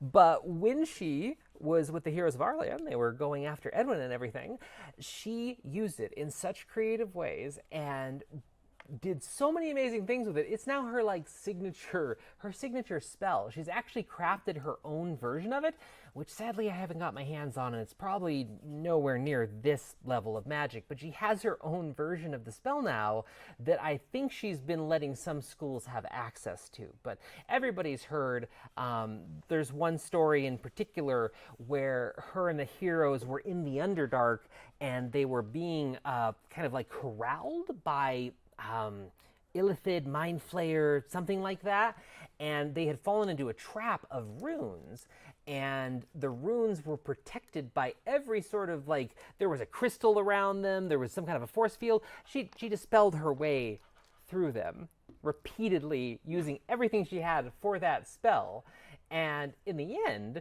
she learned how to dispel the very essence of certain creatures and kill them. Or that's what, the tales say, but... That's more interesting if it's true, so... I mean, I think it is. Like, some of the theories we have in the magical community is that she, actually dispelled the magical life force-ish. There's thoughts, but I think that could be, what her custom version is, or she's just really in tune with it. But these are just dispel magic. But the basic ones have 5 charges on them for 250 gold. and, could give you some peace of mind if that's what you're looking for. This is Featherfall and Cure Wounds. How much would that run? Oh, they're around here. Featherfall, 5 charges, going to run you about 500 gold. Cure Wounds, about 1,000 for 5 charges. What? It's healing magic. That's not usually what people come here for. They go to a temple or something for that. It's hard to enchant. It's not like I'm trying to rip people off. It's just that's a lot of reagents. Very, very, very. Just didn't expect that. Yeah. I could do that. I'll take the dispel magic. Okay, and she just gestures at the stand, grab one. Yeah, and I'll Okay. pay And that. as this has been going on, Sonny's just been digging through that scroll case that she pointed out and just like, what we got here? I'm on an adventure. So you're digging through that. Gaspard's going to do some math here in a second. Cass, it looked like you were trying to say something. Oh, I mean, not particularly, but yes, I did have stuff. Yes. So, hi. First of all, so that was they just got a crossbow for the first time, Okay. and I'm not entirely confident in their ability to use it. Okay. So I know there are these crossbow bolts that have a little extra something in them to push people back. Crossbow bolts of walloping. Do you have those? I don't sell the bolts, but I think I have an elixir that technically, when applied to the bolts, would simulate the effect. I don't feel comfortable selling it to you unless I know that it actually does that, though. Can I have one of his bolts? Gaspard, I need a bolt. Oh, yes, these things. I've got a lot of them. Cool. She takes it and says, one moment, and just vanishes. When she returns, should we ask her about the creatures? I was thinking that we should ask her if she wants to join us at the tavern and chat about things, because I feel like she's trying to run a business right now and we don't want to just distract her with questions about her experience, but invite her out for a drink. That would be really nice. Maybe Maybe like a VIP room or something. Yeah. Not around everyone. right. She pops back up, just out of nowhere in the puff of purple smoke, and has a stupid grin on her face and is holding the bolt out, and it's dripping bright glowing toxic green. Did it work? Yes. So this wasn't the original intent. A lot of interactions, and if you take this, and she holds up like a pretty big bottle that fills up her rather large hand, and it's just glowing toxic green. 125 gold. Put this on your bolts, though, and it will turn them into bolts of, what did you call it? Walloping. Walloping? It'll push people back. It's got a kick. I will purchase that for them. Oh, yeah, of course. Are you sure? I don't really need money. I have way too much. No, it's all good. No, Don't say that in a shop, honey. I'm not gonna take advantage of you, but just don't. That's not a thing you say in most stores. Yeah. I have a thing. It's whatever. He's an intern. An intern? I've never heard of that. Is that some kind of I had not I heard of like it you. before either. Oh, okay. What do you do? What is this? I don't know. So it's a mystery to you. A little bit of this, a little bit of that. Sometimes I take on contracts. Sometimes I take on contracts that change my life with the Blue Flame Estate. Sometimes I do things that, I'm more of a performer, really. I think I know a few interns then. I think I know a couple people like that. But yeah, you can buy it if you'd like for him. Yeah, And she tosses the sticky bolt at you. And you just and then couple potions of healing. Mhm. 5. 5 ivy stalks down. And are you just going for basic? What potions are you going for? I suppose basic, unless they have. Well, you have healing, greater, superior, and supreme. She has healing and greater in stock. Healing's 2d4 plus 2, greater's 44 plus 4. Healing is. Let me double check. Sorry, that's the one thing I didn't have price for. Basic is 50. The next one is 200. I will take 2 greater. Okay, 400 gold. For 2 greater, and then 3 regular. Okay, 150. Okay. Excellent. And then 125 for the slime that you just gave. Also, so we're talking to Harmon, and that he mentioned that you had encountered a flump. Oh, yeah, a while ago on one of my trips. Why? We were wondering if we could talk to you about it, and like I know you're probably like really busy right now and whatnot, but like would you want to join us at the Buried Treasure's End for like a drink to chat about your experience and adventure and all that? Yeah, if you don't mind waiting for close. I work a bit into the evening, but once I don't have to be here, I'm the only one in my shop. It's not like I have employees or anything. Yeah, I'd love to get a drink. Are you like Fae researchers or something like that? Why do you care about flumps? No reason. Is it okay for us to wait till the end of the day, or do we need to do something? We need to find a ship anyway. That is true. That's fair. Yeah, We're going to be here for a few days, probably. unless the things erupt and like. I feel like we should organize and handle the things that might erupt as soon as possible. That's what I'm here for. Oh, we haven't seen the place anyway. But she might know what these creatures are. Well, if they do come, I have a new screaming crossbow, so I'm not too worried anymore. Yeah, end of the day would be great. When do you get off work? I typically go until about an hour after sunset, and so probably about like 6 or 7 here. So Cool. We'll see you then. all right. And then so you've paid for all your stuff. Were you taking the spoon? No spoon? back. Okay. You paid for your stuff? Yep. Okay. And then looking through the spells, because you've just been kind of rifling through it, the things that really caught your eye on the iridescent cases, there were way more than she actually said there was. You see Snillock's Snowball Swarm, Melf's Minute Meteors, and where's the other one? Everard's Black Tentacles. So she actually didn't even have, you found the storm ones, but they were really low level, but these are the ones that like you've never really seen before. These are 500 gold each if you want any of them. Oh, these are really interesting. How much are the potions? What ones? The greater healing ones. Greater healing 200? Okay. 200 gold?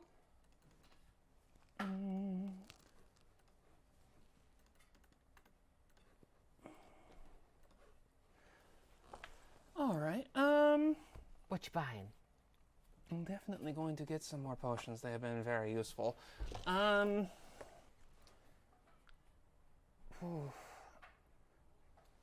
I think she just kind of like grabs the meteor spell and just kind of looks at that one a bit more closely. It's like, this is interesting. I don't think it's quite for the book, but I could definitely use this sooner or later. It's a really fun one. I like it myself. It's people, it gets a lot of laughs if you use it for not its actual intent. It's really cool, but it actually is really good in a fight too. All right. This could be a good backup. So what are you taking? Taking the meteors? Yeah, meteors and one of the greater healing potions. Okay, meteor and healing potion 567. Yeah, 700 gold. Okay. Cool. All right, and then it sounds like we were kind of leaving after that, and then eventually meeting up with her after you take care of your other business. Okay. Yeah, because I want to look around a bit more to see if we can find the place from the vision before it gets dark. So that's the perfect point. We're actually overdue for our break because I was on a roll talking to these guys and I've lost track of time. And that's what D&D is about. So we're going to go on a quick break and we're still going to try and wrap up around 10 tonight, but we'll be back in like 5-10 minutes at most. Swap some of our tech out, bathroom break, all that. So don't go anywhere. We'll be right back.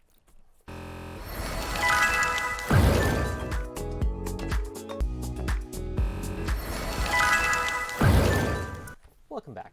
All right, we only have a short time left before we have to enter the night, so we're going to jump right back in. So you guys ended up leaving Matilda's Emporium through the same bright, glowing entrance that you entered it from. And honestly, as you exit into the streets, the amount of glow coming from it really isn't offensive anymore after what your eyes have been assaulted with on the inside. So it's just another building at this point. But you're standing in the streets of Orashire, and it's about 1 o'clock or so in the afternoon. So what are you going to do? Well, I mean, not having a particular destination in mind other than try to get a lay of the land and see if I can find this place from my vision. Sonny's probably just going to find one of the fish vendors and, like, grab something grilled on a stick and then just look around for it. Okay. So, I'm going to say then, with that in mind, and kind of what we've talked about a little bit off camera, is that you get to sample any of the food vendors that you like in the city, and there's quite a wide variety of them, including pure vegetarian ones as well. But you can easily get fish on a stick, and you guys kind of take a walking tour of Orashire almost, which is tough because it's a walking tour. There's a bit of, fun at this point in your lives, but it's also thinking things could immediately devolve into combat. So kind of hard to fully relax, but you get a taste of it. And you exhaust the rest of the day going through the city and kind of like just working through portions of it methodically, and you haven't found the house by the time the sun sets. So I believe that you were planning to head to the Buried Treasure Inn after that, right? Yeah. All right.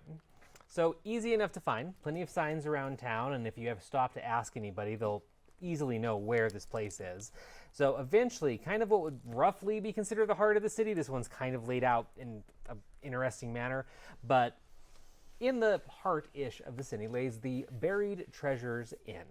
So it's in a very large marketplace, lots of other taverns around, and they're all bright, they're all lit up, they all have some kind of a gimmick in this town too. A lot of small enchantments on the outside in the theme of Matilda's, but nothing as flashy or bright as her place. But you notice the Buried Treasure Inn seems to be a very, at least on the outside, straightforward but large tavern. And if there's a gimmick with this place, the entire outside is covered in a layer of ever-changing frost, and it looks like there's a bit of snow falling, like at least a foot or two in front of it. But it seems like it's a very busy place tonight. Cool. Also, I think at this point, Sonny's disguise is long since worn off, but all the Ganassi here are like, okay, I'm cool, I'm just going to keep my hood up. Yeah, and you haven't noticed too many weird stares. Maybe a person or two would just like kind of, but nobody seems to be acting the way Eggver thought they would. So Maybe they just don't like giants. He was gone for a while, but maybe... You're not giant. You're just tall. I'm a giant thing. You are a giant? Yes. Yes, absolutely. Who is this Eggbeard? Why do they hate me? poor Vander knows nothing. I'm a following these strangers, and I don't know what the hell they're talking about. I'm leaving. What's that? He is a giant. He helped us get here. Oh, then never mind. I like him. Yeah. Well, he was like, oh, gotta be careful in town. They're kind of friendly, but not that friendly, and they didn't really like him. But he seemed like a lovely person, so I was like, maybe it's because he's a giant, and they're like, giants are sus. He said it'd been a few years, too. Yeah. Maybe something changed, or maybe, well... Family was also we have seen a few strange things. Maybe his family rubbed them the wrong way. What a weird. Yeah. I'm also really confused about the snow theme here. It just seems like... Then we see all the elemental people. Maybe the person who owns it has an affinity to ice? Maybe. Because when I think seaside, town, and buried treasure, I tend not to think snow, but... There's a lot of snow where I'm from. That is fair. It only snows like a couple months out of the year in Treetop, and it's never too bad. Well, shall we go? Yes, let's go inside. I could use a drink. Okay, so you notice this illusion has some bite to it because as you walk up the steps to it, you do feel very cold all of a sudden. But the second that you hit the doorway, the illusion, or whatever spell this is, fades. And this is a single story, like very, very, very large tavern. It looks like there might be a couple rooms in the back, but this place is primarily large kitchen and a ton of space for people to eat and gather. There's a set of Genasi bards, both air Genasi, over in a far corner playing a tune. It looks like they're bards just kind of playing I wouldn't say like nothing with lyrics, but they're just playing like kind of a jaunty tune in the back. There's a couple roaring fireplaces on the inside. Despite the fact that it's not really cold outside, things still feel nice in here. It's not like it's super hot or anything. By the door to your left is a really interesting sight as soon as you walk in too, because you see a giant, what looks to be probably a middle-aged dire wolf curled up around a sleeping kobold. That is a very large dog. Yeah. And a kobold. Yeah, there's a kobold that has kind of like some headgear, like a hat and some goggles and stuff, and he seems to be snoring quite loudly, curled up on the dire wolf, and definitely looks like somebody that's a little grizzled and has been out there and stuff, but just curled up on the dire wolf and sleeping. Yeah, and the dire wolf doesn't have like a collar on it or anything, just laying there. But the tavern's pretty full. There are a couple people bussing around the bar area, and there is a very old lady that is sitting on the edge of the counter just chatting to people when they come up to her. And she's kind of wrapped in old furs and has bright silver hair with a lot of braids of like a black and red going through it. This is nice. This is really nice. Mm-hmm. Definitely doesn't feel like this was designed from this area either. Like it feels like completely different architecture, wood, everything. Keeping a good berth around the kobold and direwolf. Cass will go up to the bar with the woman. Mm-hmm. Hi. So you manage to catch her as like people are filtering by and she has a break in conversation, and the lady looks at you with bright blue eyes that despite her age still have a lot of sparkle to them, and she goes, "Hello, how are you?" Wonderful. My friends and I are having a very important business meeting, and so we were wondering if you had like a private like conference room that we could use. Oh, secret deals and the like. It's all very above board. Nothing like that. Just don't want to have distractions. Of course, no, you don't need to make excuses or anything. There's some in the back, just right behind the barns. We have 2 of them. I don't think anybody's in them. They're more like private dining rooms, or private dining room, small. But yeah, you can use one of them if you'd like. Awesome. That'd be very nice. What is available tonight? Oh, I mean, have you ever been before? I'm taking it you haven't. No, we are just passing through. All right. Well, we have a wide selection of brews. My personal favorite, my name's Cora. I own this place. I've owned it for a long time. Mine's a stew. I do a really amazing vegetable stew. That's always here. And then I guess if we had a special tonight, it would be the seafood pie we have. That sounds wonderful. So if you want anything, I can put in an order for you and have one of the guys bring it back to the room. And some of the pies, and I imagine you would like these too. And can we get a few pictures, please? Yeah, of like what? Ale, wine, spirits. Ale, whatever your specialties are. Yeah, I'll send some. Just Thank nothing you. from the Glister Sea.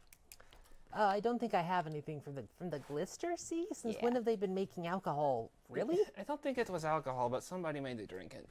Don't drink it. No, It's we not don't good. have any of that. But yeah, I'll send it back in just a bit. That'd be, you have to forgive me, 2 gold, I think. Done.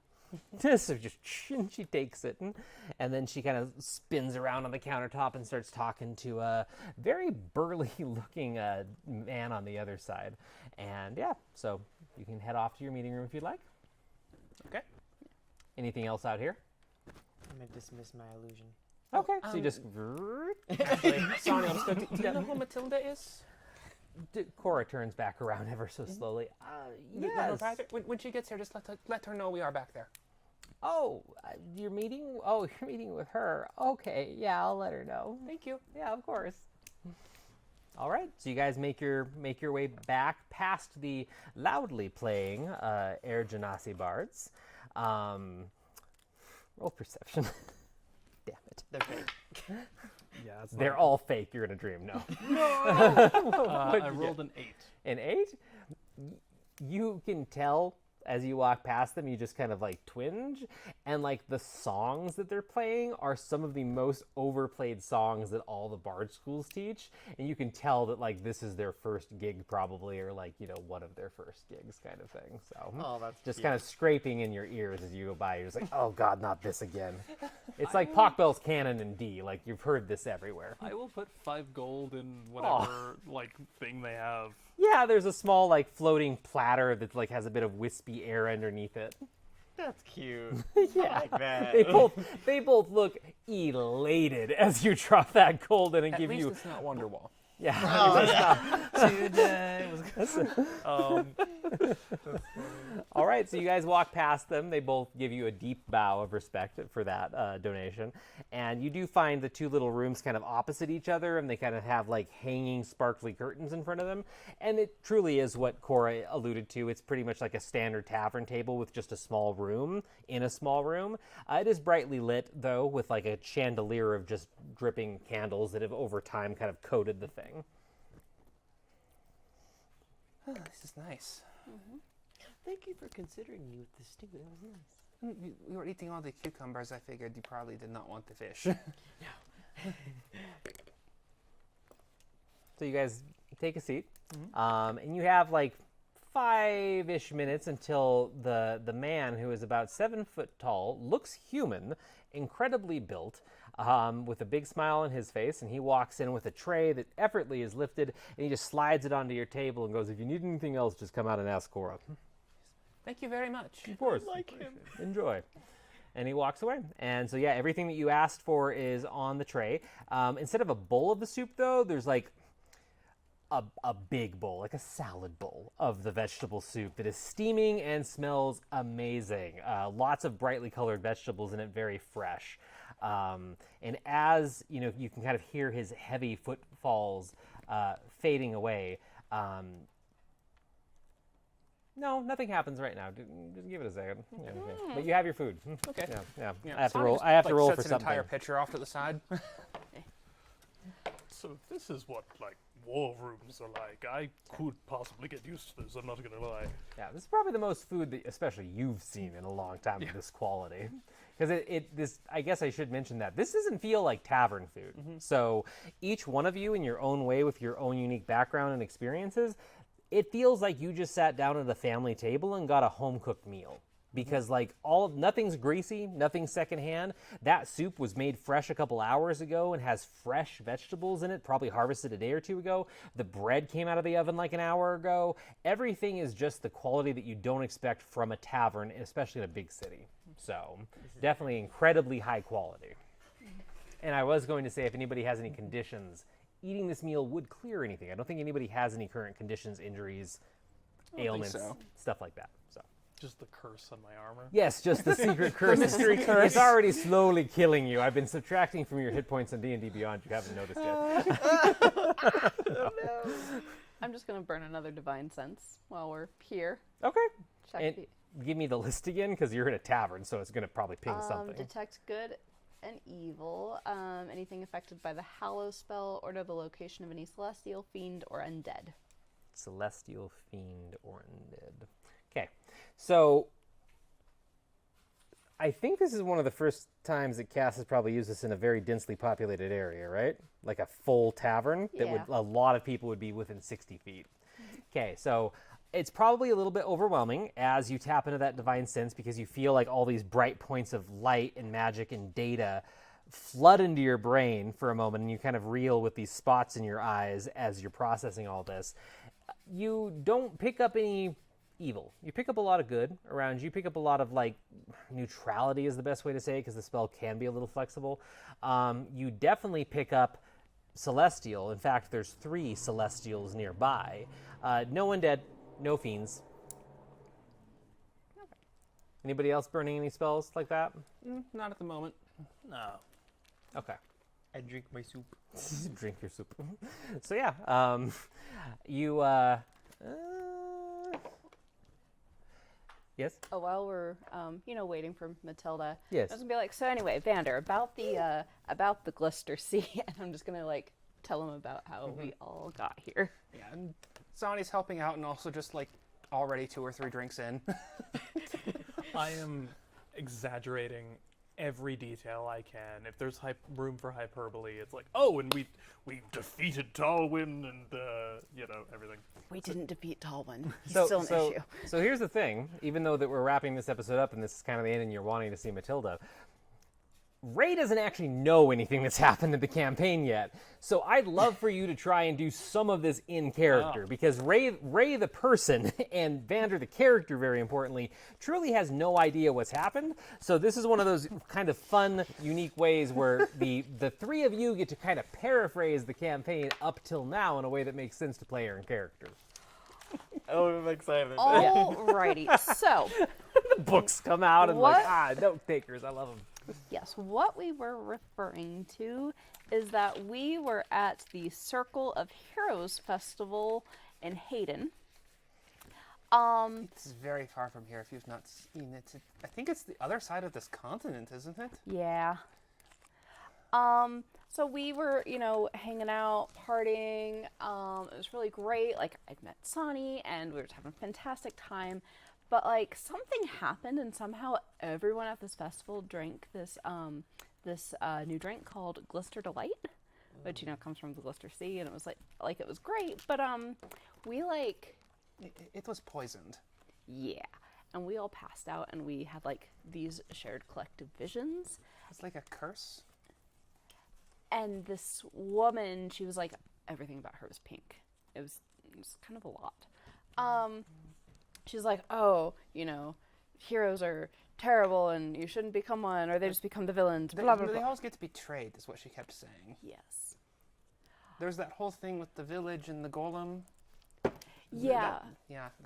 We, we didn't get dropped off of this enormous cliff, and then we went to this village, and they were growing this fruit bread, and then we had to defeat this golem, and it went really easy, but then they were like, oh, you can't actually leave. And then we found out later on, hey, this is a real place, and no one's heard from them in a little while, so it was a mess.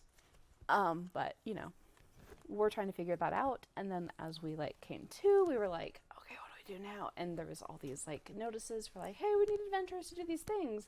And Gaspard was like, look at this one. What can I say? Gaspard pointed out that we needed money if we were going to figure anything out. Understanding that we needed to abscond from the city, I negotiated a deal that earned us the 5,000 gold that you would now see us spending frivolously and freely. So, frankly, I think we were really doing well It's a little for more ourselves. complicated than that. No, understood. But really, who needs to go into the finer points of detail? Well, in this case, because, anyway, so we, we're supposed to help this farmer, whose land was just being flooded by this evil cloud giant. And so we go and we talk with the farmer, and we're like, what's going on? And he's like, you need to get rid of this. So we went up, and then the giant was A, not a cloud giant, that was just wrong, but B was also the loveliest person. Was like, I will pay you anything to And he knew a lot of magic. I think if we had tried, somebody would have gotten exploded. Oh yes, we saw the final results of that. It was quite cataclysmic. Yeah. So we found out that the farmer was actually the bad guy, and he was sucking life out of all of the surrounding areas. And so we were like, we're gonna confront you because you're just a farmer. And no, he was a ruined knight. Didn't you tell him I was dead? We told him that one of our party was deceased and that it was his fault, and therefore he should be a little bit more open with us and pay us a little bit more. I'm sorry, have you ever been a cat? I don't recommend it. I cannot say I have been a cat. Yeah, so Talwyn the farmer sent Gaspard and Half Pint away for a little bit, and Gaspard came back as a cat for a day. It was fine. We got out. Druid? No. Unfortunately, my mental faculties were a little bit cat-like as well. Unfortunate. Very. Yeah. I think they were saying that because I was not actually there. I was invisible and looking for all of the runes he had stolen. We needed a cover story. So this rune knight stole runes? From the giant. You see, I delved deeper into the recesses of his mind, and once I saw the evil that was within him, he turned on me, and me and Half Pint got, unfortunately, what was it, sent into the future? It was very The confusing. past. The past. Yeah. But then, like, mainly Sonny, destroyed the ruins, and that's when we found the tree, and that's where we got the nurse tree pod seed. That we have now known is associated with my goddess. Yeah. So, like, this is really just fate. I agree. Yeah, so we were like, oh, shoot, this is bad. So we went, and we were like, hey, Agvir, what up? But Agvir was, like, pretty much almost dead, but we saved him because Half Pint and Rowan's taken off. But they were, like, super clever, and we got him out, and then he was like, bam, here. And that's where we all came in. We were leaving the giant's home here to go to Orashire when we found you. Yes. Well, this is fun so far. Consider this his ale, and he's just like chugging it. He's just like. Honestly, I imagine Sonny's drinking it about as quickly. There we go. Okay. Did Vander have any questions for them about anything that they were talking about? The only question he had was the one about the roommate. Okay. Okay. Cool. Awesome. Okay. So yeah, you guys spend a lot of time, presumably catching Vander up on the the intricate details of everything that's gone so far. At one point, Cora herself stops by, surprisingly able to get around despite her stature, and just checks on you, asks if you need refills, anything else like that. So if there's another round of food or drinks and stuff, she'll provide that for you. And then, actually, does anybody else want anything else? Refills and stuff? Ale. Ale? Okay. Just holds up the empty pitcher. Okay, so lots of ale then, but no food. Literally drinking like a fish. Yes, drinking like a fish. So as you all dig into the next round of drinks, and you're just kind of like having lively conversation, in the middle of the table all of a sudden it goes bloop, and a little bit of bright red like gel is in the middle of the table, and looking up, you see a very sheepish Matilda hanging from the ceiling somehow, and she waves down at you all, and seems like she has something like an apple or some kind of a fruit in her hand, and she's just looking down at everybody. Are you all right up there? Oh, yeah, I'm perfectly fine. I just didn't want to interrupt. You seem like you're doing a thing. You want to have a seat? Well, yeah, I thought you were talking, and she just poofs out and then poofs up between you two. And then she's sitting, and somehow the the fruit's almost eaten in the brief transition, and she like pops the final piece into her mouth, and it seems like it has like a red sticky substance to it. What do you want to talk about? I'm gonna offer her ale. Immediately takes it and just starts downing it like she's a regular. But yeah. Okay, first of all, how do you do that? Because it's like super cool. Fey magic it's a spell. Fey magic, lots of different things. It's kind of my specialty, teleportation. It's the one cool thing I can do as a fae. I told you I could do it for you. I could make you do it with me. That's actually pretty interesting. That is really cool. Wait, are you a fae? Yeah, Yeah. she's an elemental. Thank you. You're an elf. Gosh, don't even know my own elves. We are elves, a type of elf. Yes, your friend here seems like he knows a bit, and I mean, you would. Fellow fae. Yeah, fellow fae. How many people can you take? Just one. Just one? Okay. I'm sure you'll figure it out. I'm up to about 5 to 6, depending on the day right now. How? That's very useful. Well, I mean, the more people you take, the less distance you get, and it kind of becomes a parlor trick at that point, but it's still fun. And especially if it's people that have never had magic before. There's so many kids in the shop that I'll do it with, and I'll waste an entire day's worth of stamina just jumping around the shop with the kids, because they've never teleported before, and they're probably not going to go on to Thunderpad till they're really old. So it's like, or even if then. So why not teleport? So, but you said you wanted to talk to me about something. I mean, if you want to talk about Fae, I'll talk all night, and I haven't actually had another Fae around in a little while, so it'd be very nice to talk to somebody that understands lingo. Cass, do you want to start, or do we want to start with what happened while we were coming here? I think we start with that, and then we go to this. Okay. Do you have the slime? Do you have some of the slime that you collected? Oh, that half pint took. Yes, I think we have it here. And she's just kind of like big blue eyes. Like her eyes are blue, but like also silver, and they just seem like a little bit bigger than normal. And she's just kind of like looking back and forth as you're having the conversation and drinking, and she's already reaching for another mug. Sonia will actually like refill from the pitcher real quick. Mm-hmm. And it's like, our new friend Vander here, we met him on the road, and he was fighting something only he could see. But it was there. When we hit it with magic, we could see it. It wasn't Faye? Well, I'm not too sure. Only I could see it, so maybe Have you had that happen before? first time. But this was left over when it was discorporated. Rolls the vial over and picks it up and looks at it and doesn't seem to have an immediate reaction to, and flips it upside down so the cork's facing her hand and snaps her fingers, and it lights up bright purple for a moment, and she studies it and then goes, "Oh, that's an invisible stalker. You beat that? Yes. That's why you saw it. They're oh no, I haven't seen this slime in years. It's a I mean, I guess you could call it an elemental, but they're very delicate and yet powerful at the same time magic. You need a lot of raw power to summon one of these, and you need to know the very intricate carvings and runes, and they're assassins. You use these things as assassins, so they're not naturally occurring elementals. Typically, they're used by very devious, sorcerers, wizards. I would say hags actually use them the most. I haven't seen one in a very long time. Very complex piece of summoning that uses a lot of reagents, which I'm always worried about. And she like rolls it back to you. That's an invisible stalker. I don't know where that came from. That's what we're worried about. It might have come from somewhere here. In Orashire? You're kidding. My gods tell me things, and they showed me a place in this city that we could not find it today, but I saw more of them leaving this house. But this house, Cora's place? No, like there is a house in this city, and I saw more of them leaving it. Oh. But I have not found the house while we were looking around today. Oh. Well, that is a... I don't think there's anybody in Orashire. I mean, I could probably do it, but I just don't want to mess with. Summoning one's really hard, and especially... Wait, you said that you saw multiple? Yes.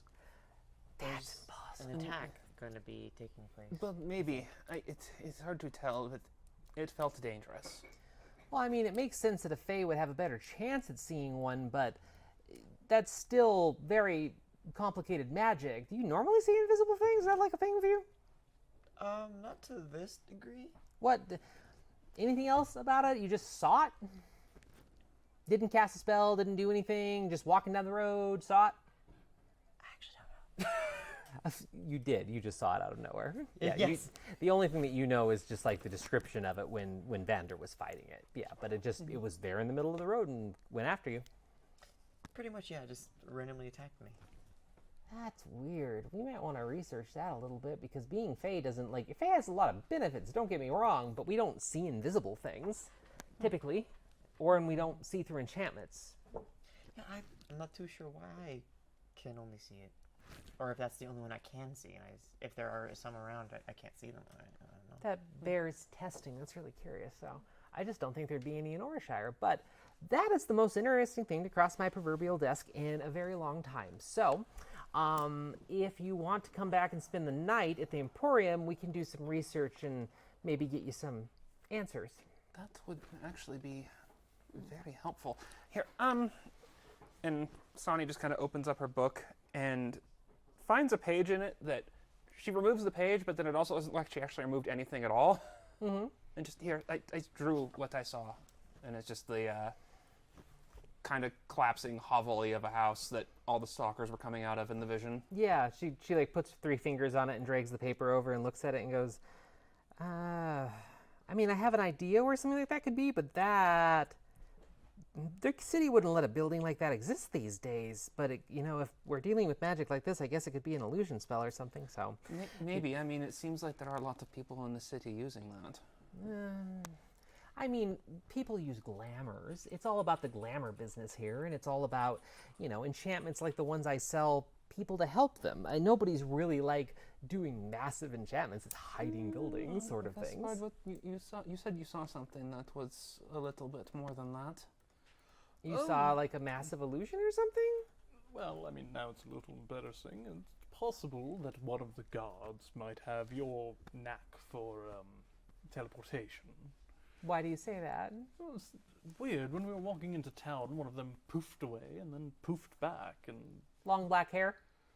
I think he had one of them, yes. Yeah, that's Rory. He's just an illusionist.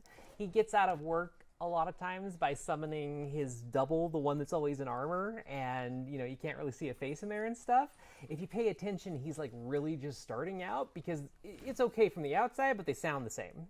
You should warn him that some people might take that as an act of aggression. Summoning an illusion that Well, didn't I do mean- anything? I mean, more so the Honey, what have you been through? Quite a bit. Crying. last week. I just met these people. Oh, it's okay. I mean, illusions don't usually set people's off like that, especially in a city, but that's just, I can vouch for him. That's just Rory. He's just learning. So, but yeah, I think you need a good night's sleep if you want to sleep at the Emporium. And we can talk about this because, yeah, I don't know who could summon that kind of thing. Cass is going to like dread this for a moment, but would she like to insight check Matilda when she says like, I mean, I could do that, but I wouldn't. Yeah, go for it. Oh, I mean, okay, well that's a 5. A 5. Nice. You definitely don't get like a good read, but what you do notice, even with that result, is that just her eyes got really sad when she said that like I could do it, kind of thing. It didn't seem like there was maliciousness in it that you could tell, but she just seemed sad about the prospect of doing it. Yeah. Right.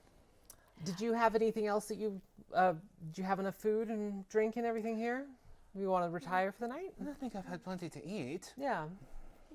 Because we thought maybe like this was connected to the flump that you fought. Like, I don't know, one fey leads to another. We weren't sure what the thing was. Yeah. Oh, I mean, I'd love to tell you more about it. Flumps are dangerous and scary, but they're not really. They're not summoned though. They just kind of slip through the cracks like a lot of us do between the Feywild and other places, and they really shouldn't be allowed to just kind of do their own thing. They look very innocent. They look stupid, to be honest, but they're terrifying. I don't think this would have anything to do with a flump, though. A flump is like a naturally occurring creature, marvelous thing, but terrifying thing. But this is something that's summoned with malicious intent, typically to assassinate a target. This is the kind of thing you use to kill a king, at least one that doesn't have good magical protections, I guess, in a smaller kingdom. But regardless, sounds like you need a good night's sleep. Lots to talk about. Sure, yes. You haven't used much magic today? Stamina, good.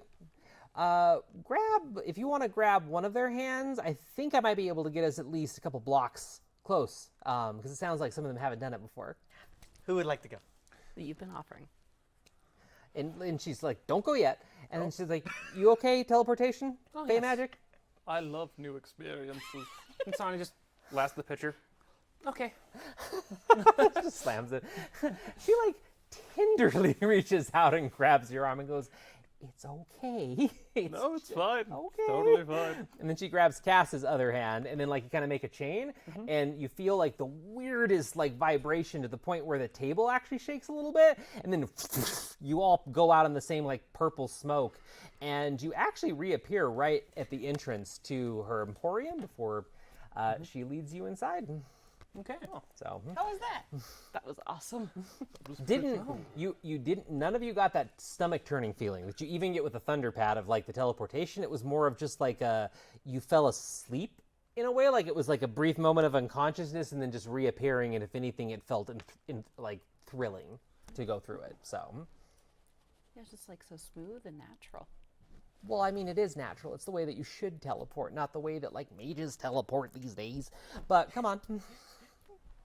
Okay, so you guys all go inside, and back at the tavern as they're cleaning up for the night. There's a Kobold and the Wolf walking through the halls. That's for him. But thank you for joining us for another episode of the Prismatic Dragonfly Tavern. We ran a little bit over tonight, but we also started a little bit late. So thank you again, return viewers, new viewers, anybody that might have joined tonight. We hope to see you again. We will have we should be on next Sunday. There will be a stream on Mythical Family next Sunday. It's hopefully an episode of the Prismatic Dragonfly Tavern. If not, we're going to have some fun one-shots.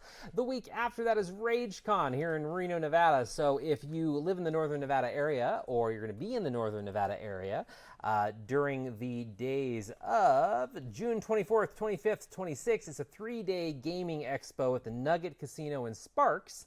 And it's going to be full of people, full of vendors, full of crafts, full of people playing TTRPGs, board games, all kinds of cool stuff, prizes, giveaways, and Mythical Family is going to have a giant booth there, and a lot of us are going to be running games. Vale's going to be running a game.